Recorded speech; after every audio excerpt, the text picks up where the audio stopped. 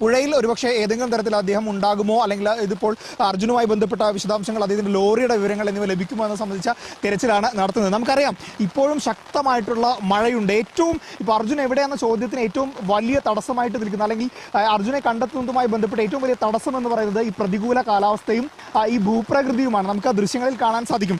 ചെങ്കുത്തായിട്ടുള്ള മല, ഏത് സമയത്ത് വേണമെങ്കിലും ഇടിഞ്ഞു വീഴാൻ സാധ്യതയുള്ള തരത്തിൽ ഒരു മലനിര ഒരു വശത്ത്, മറുവശത്ത് രൗദ്രഭാവം പൂണ്ടുകൊണ്ട് വലിയ കുത്തൊഴുക്കുമായിട്ട് ഒഴുകുന്ന ഗംഗാവലി പുഴ. ഇത്തരത്തിൽ കലിപൂണ്ട് നിൽക്കുന്ന ഒരു പുഴയ്ക്കും അതോടൊപ്പം തന്നെ മറുവശത്ത് ഇടിഞ്ഞു വീഴാൻ, ഏത് സമയത്ത് വേണമെങ്കിലും ഇടിഞ്ഞു വീഴാൻ സാധ്യതയുള്ള ഒരു മലനിരയ്ക്കും ഇടയിലാണ് ഈ രക്ഷാദൗത്യം നടക്കുന്നത്.